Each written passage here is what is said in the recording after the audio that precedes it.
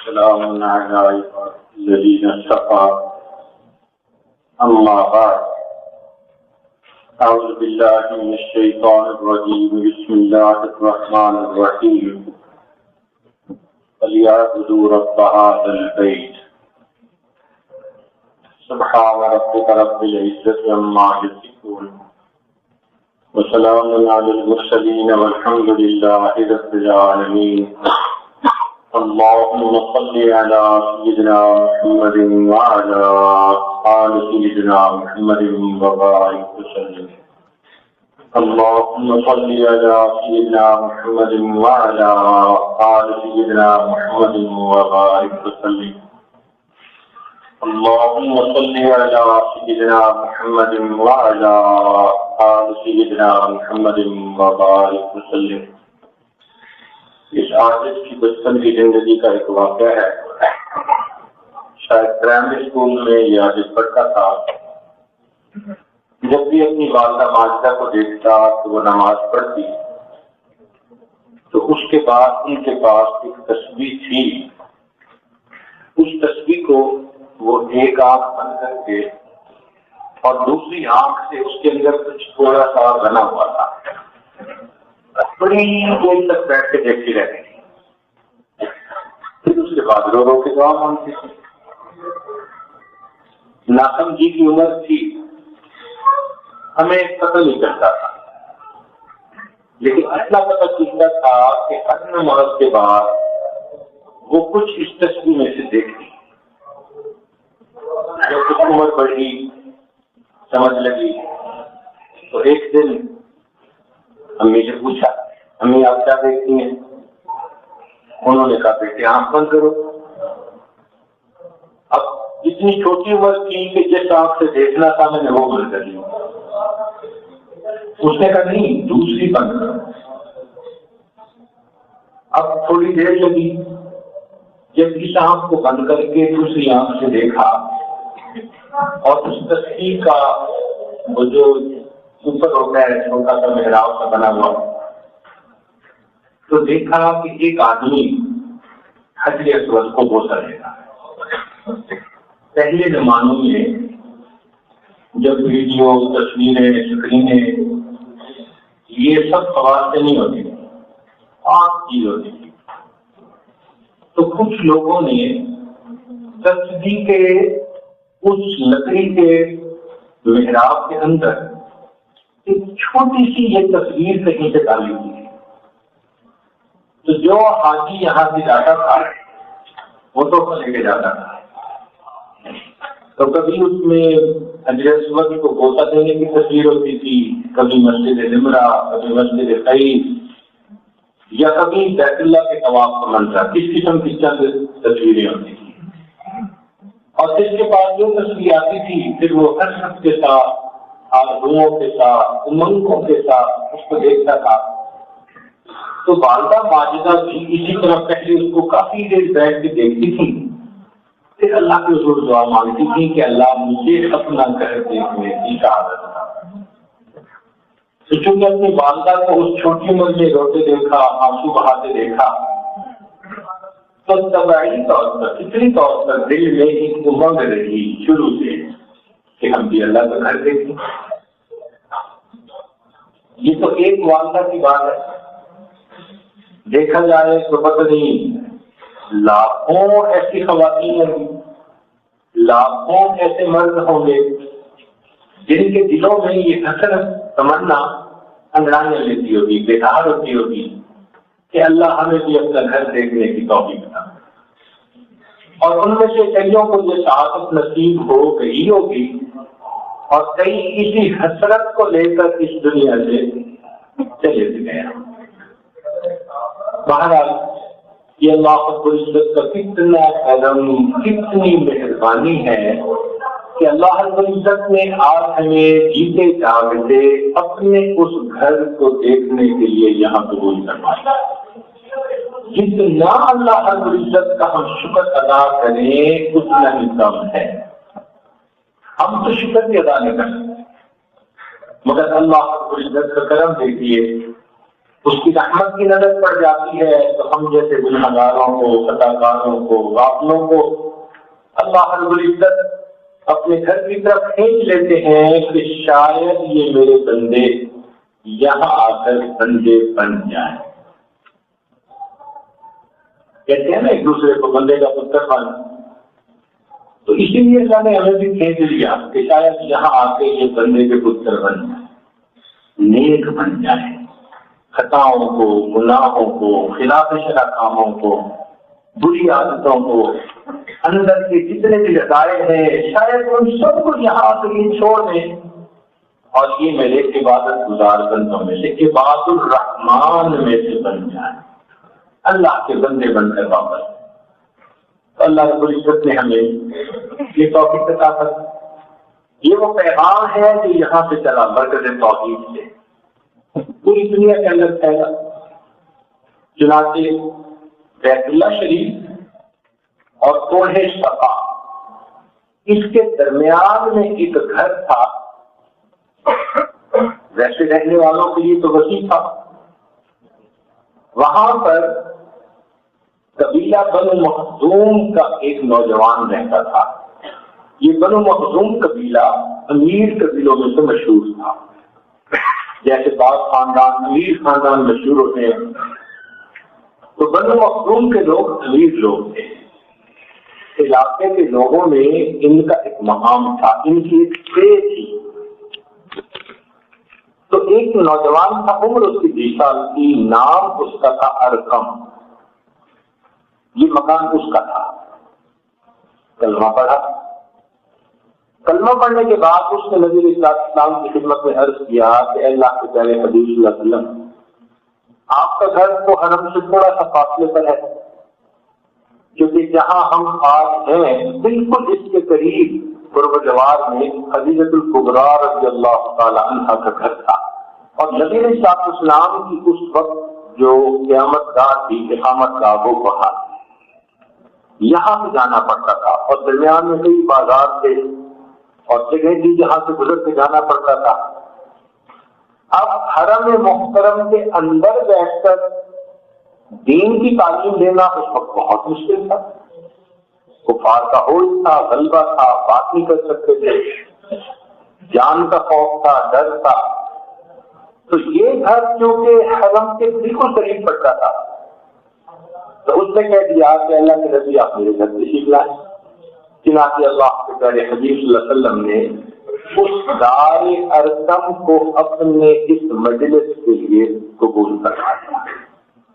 وہاں آپ تشریف لے جاتے تھے اور کوئی نہ کوئی بندہ جو قبول کرنا چاہتا تھا دین اسلام کو، وہ آپ کی خدمت میں حاضر ہوگا اور آپ وہاں پر بندی لگا کر اس کو کلمے کی تعلیم دیتے. اللہ کی شان کے 38 لوگ وہ مسلمان ہو گئے. نبی شام دعائیں کرتے رہتے تھے. ایک دن ابو جہل نے نبی السلام کے ساتھ بہت ہی زیادہ بدتمیزی کی، بہت ہی زیادہ. خیر، جب نبی علیہ السلام کو پتہ چلا کہ قریش کے بعض لوگوں نے نبی علیہ السلام کے ساتھ ایسا معاملہ کیا، تو نبی علیہ السلام کے چچا جو آپ کے رشتے میں چچا تھے، ویسے آپ کے دوست تھے. ہم عمر ہونے کے وجہ سے عمر میں زیادہ فرق نہیں، تو چچا بھی تھے اور دوست بھی تھے، اور وہ بڑے بہادر تھے. وہ بڑے بہادر تھے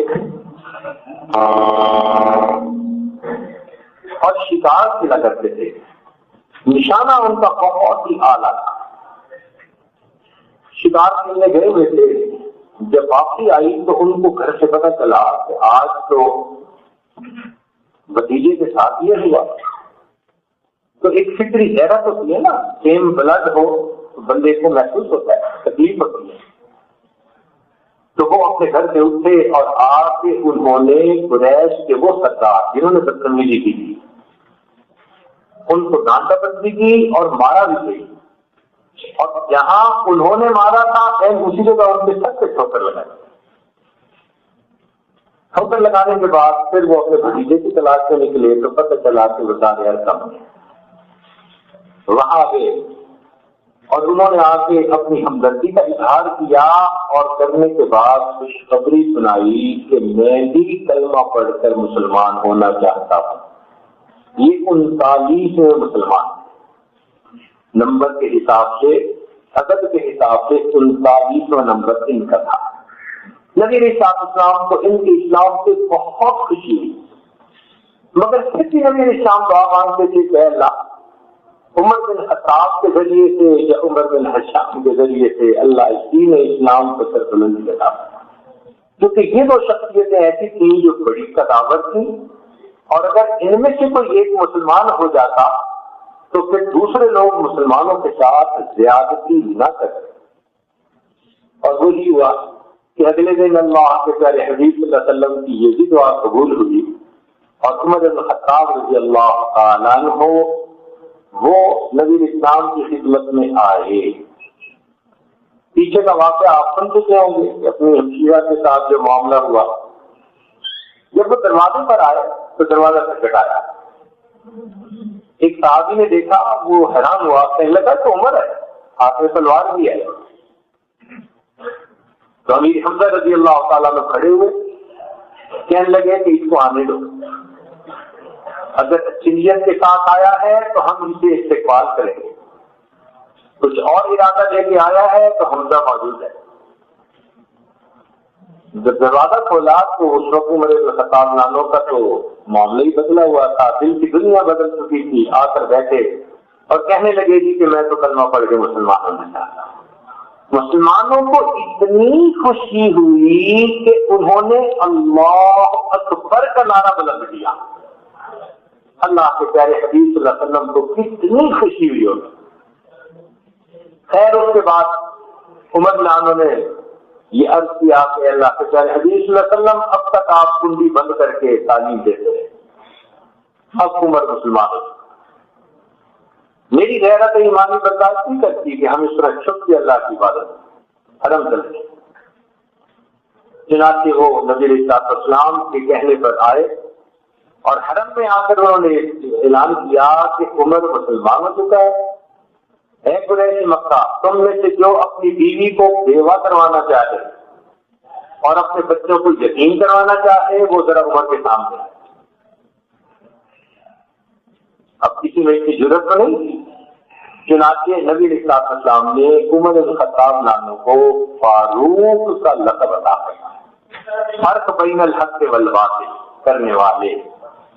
کہ اس کے بعد پھر دین اسلام کی کھلی ترویج تشہیر ہونے لگے، اشاعت ہونے لگے، اور یہ سلسلہ چلتا رہا.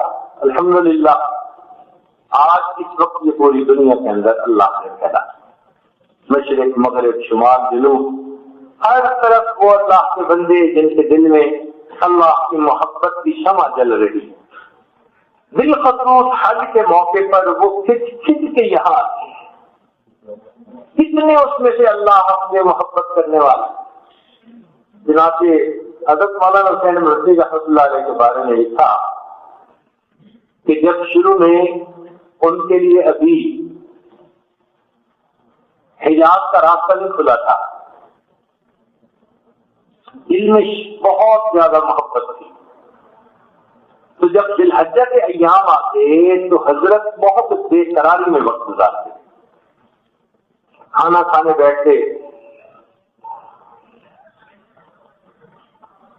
کھانا بند کر دیتے، بس ایک لفظ بولتے تھے، کیا معلوم نہیں اس شاخ کیا کر رہے ہوں. یعنی ان کی نظر میں حج پہ جانے والے یہ اللہ کے عاشق تھے، اور پتہ نہیں کوئی طواف کر رہا ہوگا، کوئی مقام ابراہیم پہ عبادت کر رہا ہوگا، کوئی حجر اسود کو بوسہ دے رہا ہوگا، کوئی مقدم سے لکھتا ہوگا، بس یہی کہتے تھے معلوم نہیں اس شاخ کیا کر رہے ہیں. راتوں کو نیند نہیں آتی. اللہ رب العزت نے ان کی یہ طرف ایسی قبول کی کہ ان کے لیے حرم محترم کے دروازے ایسے کھولے کہ حضرت نے مسجد نبوی میں 18 سال بیٹھ کر حدیث پاک کا درس دیا. یہ دل کی محبت ہوتی ہے، دل کی چاہت، دل کی گڑھن اللہ کے یہاں یہ قبول ہوتی ہے۔ تو دیکھا یہ جاتا ہے کہ آنے والوں میں سے کون کس محبت کے ساتھ آتے تو سارے ہیں، کون دل میں کیسی محبت لے کے آیا، اللہ رب العزت بس اس بات کو دیکھتے ہیں۔ اور ہمارے اکابر تو سبحان اللہ جب چلتے تھے کتنی محبتوں کے ساتھ اپنے گھروں سے آتے، اللہ اکبر۔ کہتے ہیں کہ ابراہیم اعظم رحمۃ اللہ علیہ انہوں نے ارادہ کیا حرم آنے کا، تو بلخ سے چلے اور مکہ مکرمہ تک انہوں نے 28 سال میں یہ سفر مکمل کیا۔ 28 سال میں وہ کیسے؟ ایک قدم رکھتے تھے، مصلی بچھاتے تھے، 2 رکعت نفل پڑھتے تھے، پھر اگلے قدم بھی مصلی بچھاتے تھے، پھر 2 رکعت پڑھتے تھے، ہر قدم پر 2 رکعت پڑھتے پڑھتے 28 سال میں مکہ مکرمہ پہنچی، طواف کیا، مقام ابراہیم میں نفل ادا کر کے دعا مانگی، اللہ تیرے بندے تیرے گھر کا دیدار کرنے کے لیے فوج چلتے آتے ہیں، میں تو پلکوں کے پل چل کے تیرے گھر تک حاضر ہوں۔ اور واقعی ان کو یہ بات سچتی تھی، ان کو یہ بات سچتی تھی کہ میں تو پلکوں کے پل چل کے تیرے گھر تک آیا۔ ان محبتوں سے آتے ہوں گے، اللہ اکبر کر۔ اللہ کی شان دیکھی ہے کہ ابراہیم اعظم ہے، موجود ہے بیت اللہ کے سامنے، اچانک ایک بوڑھی عورت آئی حرم میں، تو انہوں نے کہا دیکھا کہ جو تجلیات بیت اللہ پر پڑ رہی تھی وہی تجلیات اس عورت کے دل پر پڑ رہی، سچ کی نظر سے دیکھا۔ اتقوا فراست المؤمن، یہ مومن کی فراست ہوتی ہے، فإنه ينظر بنور اللہ، وہ اللہ کے نور سے دیکھتا ہے۔ تو بڑے حیران ہوئے، پتا کیا کون؟ کہنے لگے جی کہ تو رابعہ بدریہ ہے۔ بڑے حیران ہوئے کہ میں اتنا دور کا سفر کر کے آیا اور اتنے عرصے کے بعد آیا، یہ تجلیات مجھے تو اپنے اوپر محسوس نہ ہوئی، خاص جو اس بوڑھی عورت پر ہے۔ تو رابعہ کے قریب آئے اور پوچھا، رابعہ تم کون سی عبادت کر کے آئی ہو؟ دیکھا لوگ بن کے آتے تھے، عبادتیں کر کے آتے تھے، وہ شہنشاہ کے دربار میں اپنی زندگیوں میں محبتوں کے تحفے لے کے آتے تھے، ہدیے لے کے آتے تھے۔ رابعہ تم کیا لے کے آئی ہو کہ تمہارے اوپر وہ خاص تجلیات جو بیت اللہ پر پڑے؟ اب میں بھی تو اتنا لمبا سفر کر کے آیا۔ رابعہ نے مختصر جواب دیا، ابراہیم تم سرے نیاز لے کر جہاں آئے ہو، میں دل نیاز یہاں لے کر آئی۔ تم جھکنے والا سر لے کے آئے ہو، میں جھکنے والا دل لے کے یہاں آئے۔ کہتے ہیں کہ جب رابعہ کی وفات ہوئی تو کسی نے پوچھا، آپ نے دیکھ لیا کہ رابعہ کیا بنا؟ کہنے لگا ملک نقیب میرے پاس آئے اور کہنے لگے کہ بتاؤ من رب کو تیرا رب کون ہے؟ تو پھر کہنے لگی میں نے کہا کہ جب اللہ رب العزت سے یہ کہہ دو، اللہ تیری اتنی مخلوق ہے، اور اتنی مخلوق میں سے آپ مجھ بڑھیا کو نہیں بھولے، اب میرا تو تیرے سوا ہے ہی کوئی نہ، میں تجھے کیسے بھول جاؤں گی؟ ایسے دل لے کے آتے تھے کہ اللہ میرا تو تیرے سوا ہے ہی کوئی۔ یہ قلب جب لے کر آتے تھے تو پھر اس کو اللہ کی محبت سے لبریز لے کر جاتے۔ تو بزرگ جب آتے تھے اس سفر سے تو محبتوں سے بھر گئے۔ چنانچہ مشہور واقعہ ہے، آپ نے کئی مرتبہ سنا ہوگا، مالک بن دینار رحمۃ اللہ علیہ گرمی کا موسم، دوپہر کا وقت، گھر سے باہر نکلے، کیا دیکھتے ہیں کہ ایک نوجوان ہے مگر دونوں ٹانگوں سے معذور، زمین کے اوپر بیٹھا ہوا ہے اور ہاتھوں سے گھسٹ گھسٹ کے چل رہا ہے۔ اتنی تپش تھی، گرمی تھی، اس کا چہرہ بالکل سرخ، جیسے دھوپ کی شدت نے اس کی جلد کو جلا کر دیا، پسینے سے شراب۔ کہتے ہیں کہ میں نے اس سے کہا کہ نوجوان کہاں جا رہے ہو؟ کہنے لگا میں حج کے سفر پہ جا رہا ہوں۔ میں نے کہا میرے گھر آرام کر لو، شام کو جب سورج غروب ہوگا وقت ٹھنڈا ہوگا تو پھر چل لے گا۔ اس نے کہا مالک ابن دینار آپ تو بڑے آرام سے پاؤں سے چلتے ہیں، سفر جلدی طے کرتے ہیں، مجھے تو گھسٹ کے جانا پڑتا ہے۔ میں ڈرتا ہوں کہ اگر میں نے راستے میں کہیں وقفہ کرنا شروع کر دیا تو ایسا نہ ہو کہ ادھر ایام حج شروع ہو جائیں اور میں اپنی منزل تک ہی نہ پہنچوں۔ میں رکتا نہیں ہوں۔ میں نے کہا کہ نوجوان تم رک جاؤ، میں تمہارے لیے سواری کا بندوبست کر دیتا ہوں، تم گھوڑے اونٹ پہ سوار ہو کے چلے جانا۔ جب میں نے یہ بات کہی تو اس نے غصے سے میری طرف دیکھا اور غصے سے دیکھ کر کہا کہ مالک ابن دینار میں تو بڑا کلمہ سمجھتا تھا آپ کو، یہ کیسی بات آپ نے کر دی؟ میں نے پوچھا کیوں؟ کہنے لگا یہ بتاؤ کہ اگر کوئی آقا کسی غلام سے خفا ہو، ناراض ہو جائے اور وہ غلام چاہے کہ میں اپنے آقا کو مناؤں تو کیا اسے پیدل جانا اچھا لگتا ہے یا سوار ہو کے شام سے جانا اچھا لگتا ہے؟ میں حیران ہوا اس کی بات سن کے۔ یہ کہہ کے وہ نوجوان چلا گیا۔ مجھے بھی اسی سال اللہ نے حج کی توفیق عطا فرمائی۔ کہتے ہیں کہ جب میں نے حج کیا اور رمی جماعت رمی عقبہ کی زمین کر لی 10ویں ذی الحجہ کو، میں نے دیکھا کہ ایک جگہ بہت سارے لوگ مجمع کیا ہوا ہے۔ پوچھا کیا ہے؟ کہنے لگے ایک نوجوان ہے دعا مانگ رہا ہے اور ہم لوگ سن رہے ہیں، بھائی مجھے بھی ذرا دیکھنے دو کون ہے۔ کہنے لگے لوگ ہٹے تو میں نے دیکھا وہی نوجوان احرام باندھا ہوا تھا۔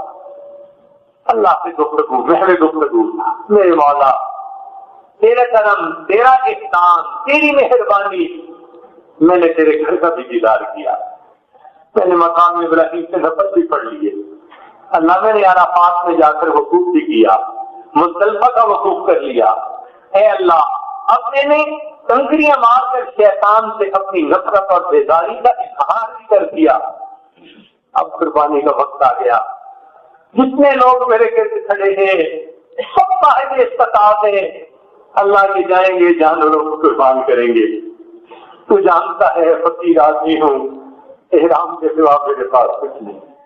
اے مولا میں اپنی جان آپ کے نام پر قربان کرنا چاہتا ہوں، مولا مجھ سے یہ ہدیہ قبول کر لیجیے۔ یہ الفاظ اس نوجوان نے کہے اور کلمہ پڑھ کر اپنی جان اس جان آفری کے سبب ان محبتوں کو لے کے آتے، ان چاہتوں کو لے کے آتے، اور اللہ رب العزت یقیناً خوش ہوتے ہوں گے اپنے ارشاد کے مجموع کو دیکھ۔ تو میرے چاہنے والے میرے گھر پہ حاضر ہیں جمع، آج آئے تو ہم بھی اسی سفر سے ہیں، کاش کہ وہ سود محبت بھی دل میں ہوتا، وہ سود عشق بھی دل میں ہوتا کہ جس کے ساتھ ہمیں یہاں آ کے طواف کرنا چاہیے۔ بہرحال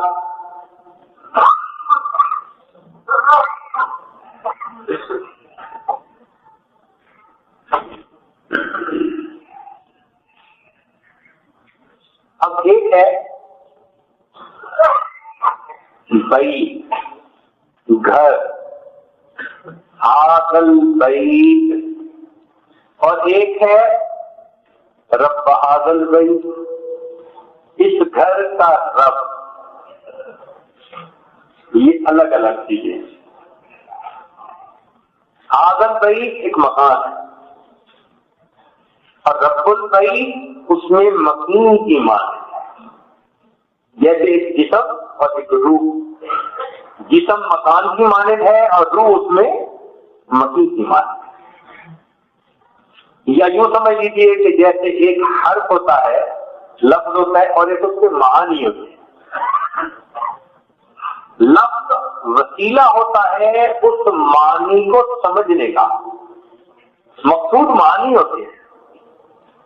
مکان ایک وسیلہ ہوتا ہے صاحب مکان تک پہنچنے کا۔ بیت ایک وسیلہ ہے اس رب البیت تک پہنچنے کا۔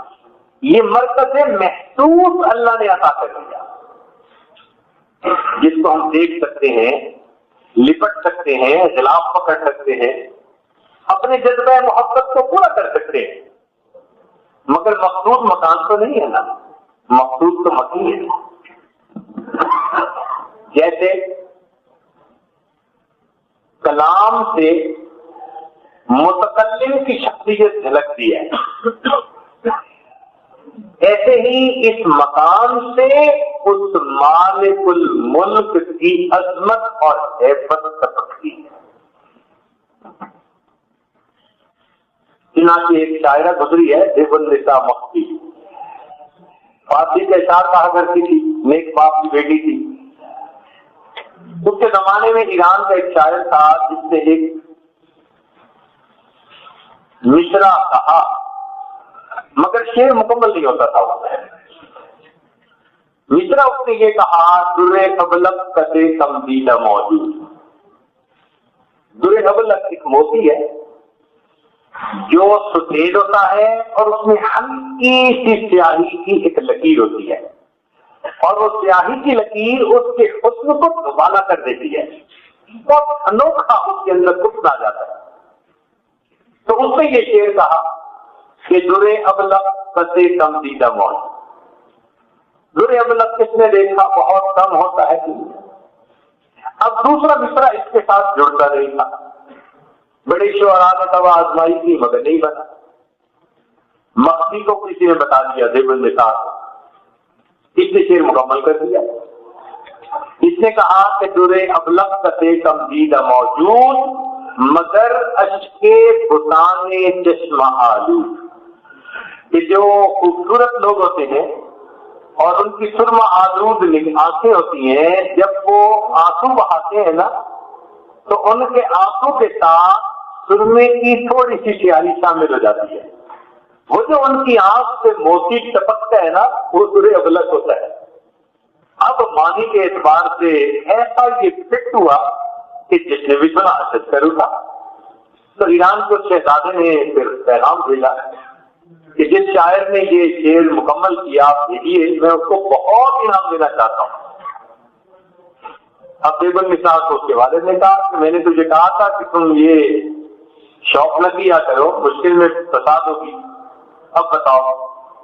اس نے کہا کہ والد محترم میں ایک شعر اس کے جواب میں کہہ کر بھیجتی ہوں، اگر وہ بندہ سمجھدار ہوا تو وہ مقصد پہچان لے گا. تو اس نے اس کے جواب میں شعر کہا، در سخن مخفی منم، کہ اپنے کلام کے اندر میں اس طرح چھپی ہوئی ہوں. در سخن مخفی منم جو گوئے گل در برگ گل. جس طرح کے ایک پھول کے اندر اس کی خوشبو چھپی ہوئی ہوتی ہے، میں اپنے کلام میں اس طرح چھپی ہوں کہ جس طرح ایک پھول کے اندر اس کی خوشبو چھپی ہوتی ہے. ہر کے خواہد میل دارت در سخن خواہد مرا. جو شخص مجھ سے ملاقات کرنا چاہتا ہے اس کو چاہیے کہ میرے کلام سے ملاقات کر لے. تو وہ بندہ بھی سمجھ گیا کہ یہ پردہ نشین کوئی ہے جس کے ساتھ ملاقات ممکن نہیں. تو مقصد کہنے کا یہ تھا کہ دیکھیے مخفی نے بھی کہا کہ میں اپنے کلام میں چھپی ہوئی ہوں، میرے کلام کو دیکھ لو تمہیں میرے بارے میں پتہ چل جائے. بالکل یہی مثال کے ساتھ کہ مالک الملک نے یہ کہہ دیا کہ بندو میں تمہاری سوچ سے، وہم سے، گمان سے بہت بدل دوبارہ. ہاں کچھ اندازہ لگانا چاہتے ہو، آؤ فَلْيَعْبُدُوا رَبَّ هَٰذَا الْبَيْتِ. ذرا اس گھر کا طواف کر لو، اس کے سامنے سر جھکا لو. اس گھر کی عظمتوں کو دیکھ کر تمہیں اندازہ ہو جائے گا مکان ایسا ہے تو صاحب مکان کیسا ہے، مکی کیسا ہو. اس لیے جو بندہ جاتا ہے اور بیت اللہ پہ نظر ڈالتا ہے نا، ایک کھچاوٹ محسوس ہوتی ہے اس کو. انجذاب کی قوت ہے اس بیت اللہ کے اندر. یہ دلوں کا مقناطیس ہے، کھینچتی ہے دلوں کو اپنے طرف، اور بندہ دیکھتے ہی رہ جاتا ہے اور جی چاہتا ہے کہ بس ایک بار دیکھا ہے اور بار بار دیکھنے کی سمجھ. جی نہیں بھرتا بیت اللہ شریف کو دیکھنے سے. چنانچہ جو رشتہ حرف کو معنی کے ساتھ، جسم کو روح کے ساتھ، مقام کو مقی کے ساتھ، وہی رشتہ بیت کو رب البیت کے ساتھ۔ اب ہم رب بیت کو دیکھتے ہیں تاکہ ہم اپنے دل کی نگاہوں سے رب البیت کی تجلیات کو بھی دیکھنے والے بنیں۔ گفتم و حرفم زمانی شرمسار، شکوائے مانی کے باہر کم سے کار۔ چنانچہ حسن بصری رحمۃ اللہ فرماتے ہیں، ایک مرتبہ میں طواف کر رہا تھا، میں نے دیکھا ایک جوان العمر لڑکی طواف کر رہی ہے، لیکن محبت میں، عشق میں ڈوبا ہوا بندہ جیسے محبوب کے فراق میں بے قرار ہوتا ہے اور ملنے کے لیے بےتاب ہوتا ہے، بس ایسے وہ عشق کی اشعار پڑھ رہی تھی اونچی۔ میں نے اس کو روکا، میں نے کہا کہ دیکھو، آپ نوجوان بچی ہو، اس طرح آپ کا ایسے محبت بڑے اشعار کا پڑھنا کہ اے مرد بھی سن لے مناسب نہیں ہے۔ جب میں نے اسے ٹوکا تو وہ مجھے متوجہ ہو کر کہنے لگی، حسن ایک بات تو بتائیں، کیا کہ آپ بیت کا طواف کر رہے ہیں یا رب البیت کی تجلیات کا طواف کر رہے ہیں؟ تو مجھے کاؤنٹر کویسچن پوچھا، آپ بیت کا طواف کر رہے ہیں گھر کا یا رب البیت کی تجلی؟ کہنے لگے، میں نے جواب میں کہا کہ میں تو بیت کا طواف کر رہا ہوں، اس گھر کا طواف۔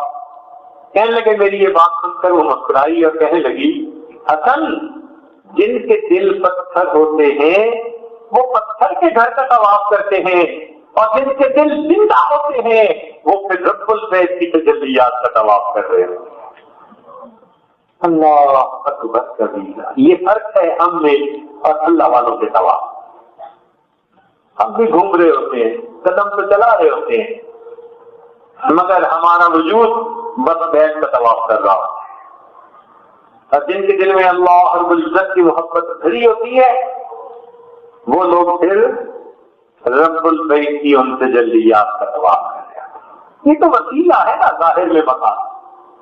اللہ اکبر، اسی لیے تو کہنے والے نے کہا تھا، ادوف علی جدار دیار لیلا،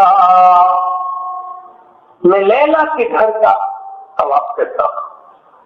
ادوف علی جدار دیار لیلا، اقبل ذل جدار وذل جدارا، کبھی اس دیوار کا بوسہ لیتا ہوں، میں کبھی اس دیوار کا بوسہ لیتا ہوں۔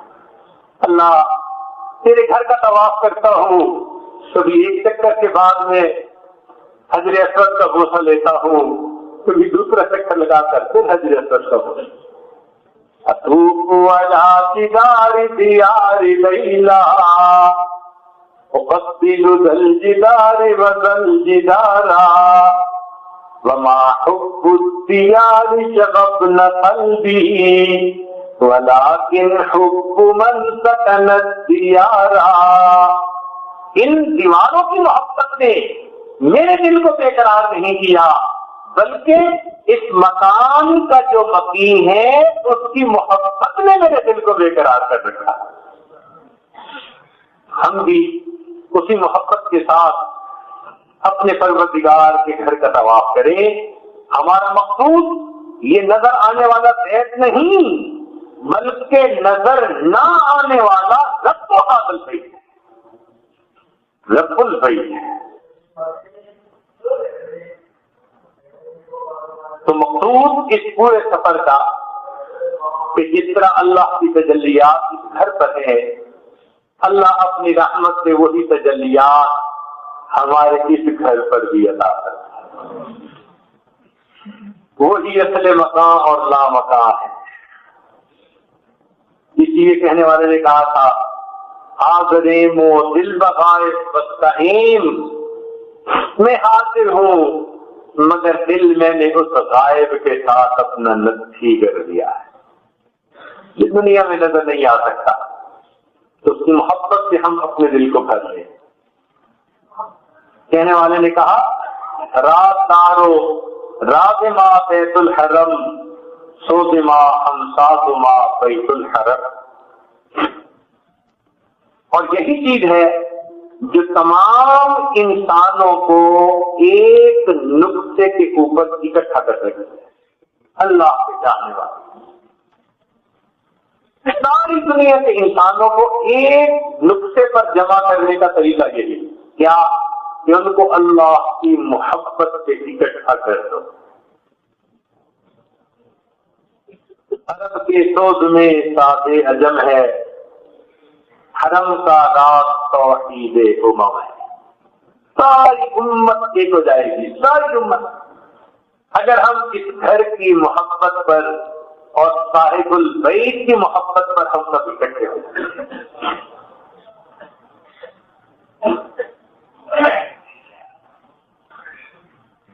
عرب کے ایک شاعر کمال بشیر صاحب، انہوں نے عمرہ کیا اور حرم کی ان برکتوں سے انہوں نے بہت لطف پایا. تو انہوں نے ایک قصیدہ لکھا من واحد عمرہ، عربی زبان میں.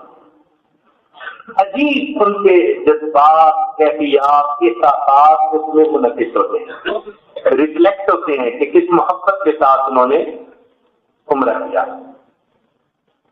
بہرحال ان کے کلام میں سے ایک دو شعر جو انہوں نے عربی میں کہے، کہتے ہیں وَأَنِلْتَنِي شَرْفَ الطَّوَافِ وَعِزَّهُ، اور مجھے ملی طواف کرنے کی عزت اور شرافت، یہ مجھے نصیب ہوئی نالا جناب. وَأَنِلْتَنِي شَرْفَ الطَّوَافِ وَعِزَّهُ سُبْحَانَ رَبِّي لَا يَزِيدُ نَوَالُهُ. پاک ہے وہ ذات کہ جس کے احسانات بندے پر کبھی بھی کم نہیں ہوتے. مجھے عزت و شرافت ملی بیت اللہ کا طواف کرنے کی، اور پاک ہے وہ پروردگار کہ جس کے احسانات بندے کے اوپر کبھی کم نہیں ہے. وَأَنِلْتَنِي شَرْفَ الطَّوَافِ وَعِزَّهُ سُبْحَانَ رَبِّي لَا يَزِيدُ نَوَالُهُ وَشَقَيْتُ شَوْقِي لِلْحَكِيمِ وَزَمْزَمِي. اب میں نے شفا پائی اپنے شوق کی حکیم میں عبادت کر کے اور زمزم کو پی کر. وَشَقَيْتُ شَوْقِي لِلْحَكِيمِ وَزَمْزَمِي وَالشَّوْقُ طَالَ عَلَى الْفُؤَادِ مَطَالُهُ. اور یہ شوق میرے دل پر اور زیادہ دراز ہو گیا، اور زیادہ گہرا ہو گیا میرے دل میں، اور زیادہ مضبوط سے عظمت ہو گیا میرے دل میں. وَمَقَامُ إِبْرَاهِيمَ قَدْ جَاوَرْتُهُ. اور وہ مقام ابراہیم کہ جس کی مجاورت، جس کی ہمسائگی میں نے حاصل کی، کہ اس کے پاس بیٹھ کے عبادت کی. ہمارے اکابر اتنی عبادت کرتے تھے کہ ایک بزرگ تھے علامہ زمخشری رحمت اللہ علیہ، عرب لوگوں نے ان کو جان اللہ کا لقب دے دیا تھا، اللہ کے گھر کے پڑوسی. اتنا تو ڈیرا ڈال کے بیٹھتے تھے نا عرب میں. وَأَنِلْتَنِي شَرْفَ الطَّوَافِ وَعِزَّهُ سُبْحَانَ رَبِّي لَا يَزِيدُ نَوَالُهُ وَشَقَيْتُ شَوْقِي لِلْحَكِيمِ وَزَمْزَمِي وَالشَّوْقُ طَالَ عَلَى الْفُؤَادِ مَطَالُهُ وَمَقَامُ إِبْرَاهِيمَ قَدْ جَاوَرْتُهُ وَلَهُ ثَنَاءُ وَقَارُهُ وَجَلَالُهُ. اور اس کے لیے بلندی ہے، وقار ہے اور بڑا جلال ہے. وَسَعِدْتُ بِالْحَجْرِ الْكَرِيمِ مُقْبِلًا. اور حجر اسود کو بوسہ دینے کی سعادت بھی مجھے حاصل ہو گئی. وَقَعِدْتُ بِالْحَجْرِ الْكَرِيمِ مُقْبِلًا وَمَجَالَ أَسْجَاءَ الدُّعَاءِ مَجَالُهُ. اللہ. تو دیکھو جن کے دل جاگ رہے ہوتے ہیں نا وہ پھر حرم کے ان اعمال سے احتیاط بھی محسوس کر رہے ہوتے ہیں. ہم بھی اپنے جاگتے دلوں کے ساتھ جائیں اور اگر دل آنے کے بعد بھی نہیں جاگے فَإِنَّهُ آدَمُ مِنَ الْمَصَائِبِ. بہت بڑی مصیبت یہاں آ کے بھی نہ جاگے. وہاں تو سوئے ہوئے تھے ہی صحیح کہ دنیا کی چکچوند تھی، اٹریکشن تھی، یہ گلیٹرنگ ورلڈ تھی، ہر طرف سے اپنی طرف کھینچنے والی چیزیں تھی. چھوڑ چھاڑ کے آ گئے تو سودا کر لیا آپ نے. یہاں آ کے اللہ سے مانگے اے مولا بیدار دل عطا فرما دیجیے، بے قرار دل عطا فرما دیجیے، سوز والا دل عطا کر دیجیے. اے اللہ ہمارے من کو زندہ کر دیجیے. بس اس محبت کے ساتھ جب ہم وہاں نماز پڑھیں گے، تلاوت کریں گے، دعائیں مانگیں گے، پھر آپ اپنے دامن بھر بھر کے جائیں گے. بلکہ اللہ رب العزت اتنا عطا کریں گے کہ آپ اس پر بس بس کریں گے. اتنا عطا کریں گے، بس بس کریں گے. اس لیے کہ ہر دینے والا اپنے مقام کے مناسب ہے. مثال کے طور پر کوئی صاحب تاجر سے کچھ مانگے تو یہ عاجز ممکن ہے 1 ریال 2 ریال 5 ریال دے دے گا اپنی حیثیت کے مطابق. لیکن کسی ذرا امیر سے مانگے تو ہو سکتا ہے وہ 100 ریال اس کو دے دے. کسی اور وزیر سے مانگے ممکن ہے 1000 ریال دے دے. اور اگر یہاں کے بادشاہ سے مانگے تو وہ تو صرف ملین کی زبان جانتے ہیں، وہ حکم دے گا اس کو اتنے ملین دے دو. تو دیکھو جیسے مقام بڑھتا گیا دینے کا پیمانہ بھی بڑھتا چلا گیا. کیا گمان کرتے ہیں اس مالک الملک کے بارے میں؟ لہو مقالید السماوات والارض، آسمان اور زمینوں کی کنجیاں جس کے ہاتھوں میں ہیں، جو خزانوں کا مالک ہے. اگر کوئی اس کے سر پر آ کر بیٹھے دامن پھیلائے اور اس کے دامن کو اللہ جو ہے پکڑ کر یوں کہے مولا تیرا فقیر تیرے در کا سائل تیرے دروازے پر حاضر ہے، اے رب کریم در کھول دیجیے. یقیناً اگر دل سے یہ دعا نکلے گی اللہ رب العزت کی رحمت جوش میں آئے گی اور پھر دینے والا بھی اپنے مقام سے مناسب عطا کرے گا. اور اللہ کی دین ہمیشہ زیادہ ہوتی ہے، مانگنے والے کا دامن ہمیشہ کھلا ہوتا ہے. ہم سے بس بس کرتے پھریں گے اللہ بہت تو مانگے. بندے کا کمال مانگنا، آج بھی ظاہر کرنا، جھکانا اپنے آپ کو، اللہ کے در پہ مٹا دینا اپنے آپ کو. پھر اس کے بعد دیکھیے اللہ رب العزت کی طرف سے کیسی رحمت ہوتی ہے. تو بہرحال جہاں اور دنیا کی بہت ساری نعمتیں مانگیں گے اللہ سے اللہ کو بھی تو مانگیے. بہت سارے لوگ ہوں گے، کوئی اللہ تعالیٰ سے بیٹا مانگے گا، کوئی کاروبار مانگے گا، کوئی اللہ تعالیٰ سے دنیا کا عہدہ مانگے گا، کوئی رزق کے حلال کے لیے کیا کیا مانگے گا، کوئی صحت مانگے گا. یہ سب چیزیں بھی مانگنی ہے مگر ایک مقصود ہے اس سے ہٹ کر ہے. وہ کیا کہ اللہ سے اللہ کو مانگے. اللہ سے اے اللہ میں آپ سے آپ ہی کو چاہتا ہوں، میں آپ سے آپ ہی کو چاہتا ہوں. اللہ سے اللہ کو مانگ لیجیے. تو کسی نے کیا عجیب بات کہی، دن رات ماہ و سال سے آگے نہیں گئے. دن رات ماہ و سال سے آگے نہیں گئے، پر ہم تیرے خیال سے آگے نہیں گئے. لوگوں نے تجھ سے مانگا ہر روز کچھ نیا، ایک ہم تیرے سوال سے آگے نہیں گئے. اے اللہ روز آپ سے آپ ہی کو مانگتا ہوں، مجھے آپ چاہیے میرے مولا، آپ کی محبت چاہیے، آپ کی معرفت چاہیے، مقصود زندگی مجھے چاہیے، اے اللہ مجھے اپنا بنا لیجیے۔ اور اس طرح جب مانگیں گے تو اللہ رب العزت کی رحمت یقیناً ہم پر متوجہ ہوگی۔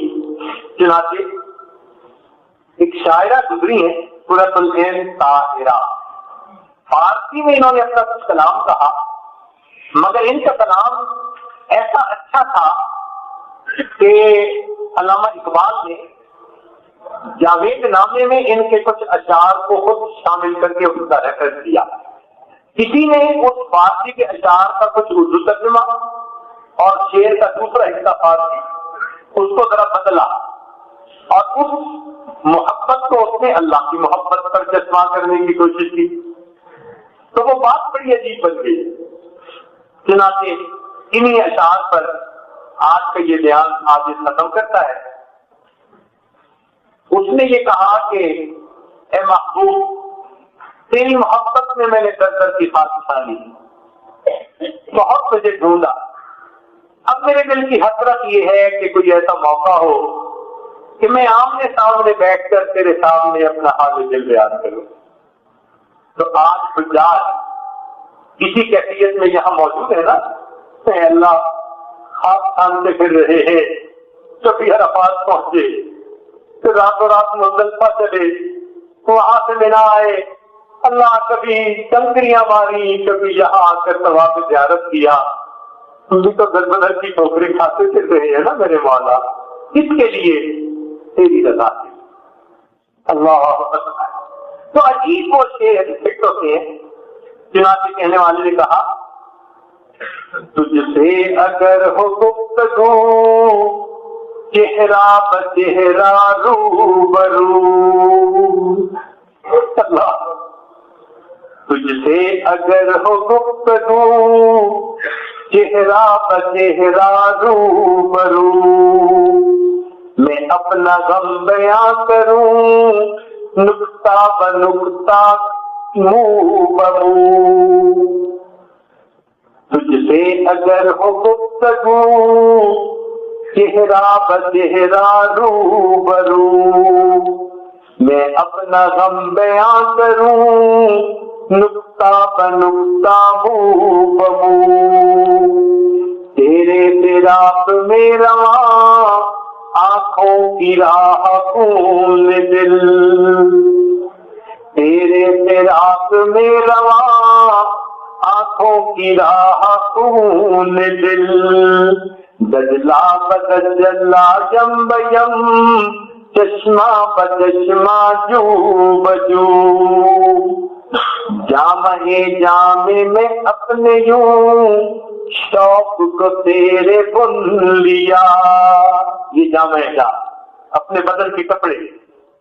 تو کہنے والے نے کہا کہ جامع اپنے یوں شوق کو تیرے بن لیا، میں نے اپنے کپڑوں کے تار تار میں تیری محبت کو شامل کر لیا۔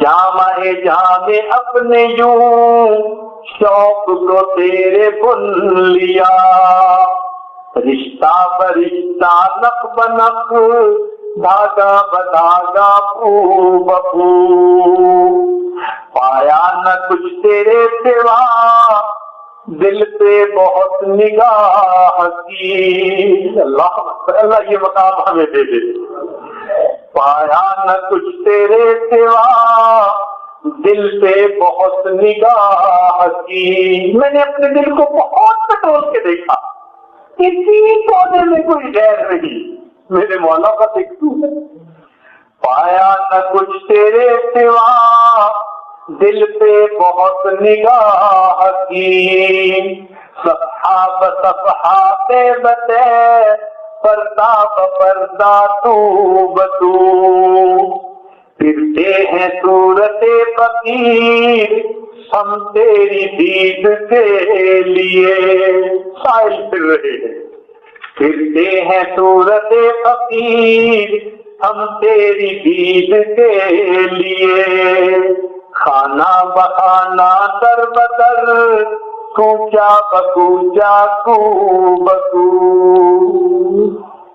اللہ رب العزت اس چلت فرت کے صدقے ہمیں بھی اپنے مقبول بندوں میں شامل فرما دے اور ہمارے دلوں کو اپنی سچی محبت سے لبریز فرما دے، ایسا عشق عطا فرما دے کہ یہ دل اس دل سے بھر جائے۔ اللہ وہ دل دے جو تیرے عشق کا گھر ہو، دائمی رحمت کی تیری اس پہ نظر ہو، دل دے کہ تیرے عشق میں یہ حال ہو اس کا، محشر کا اگر شور ہو تو بھی نہ خبر۔ وآخر دعوانا الحمدللہ رب العالمین۔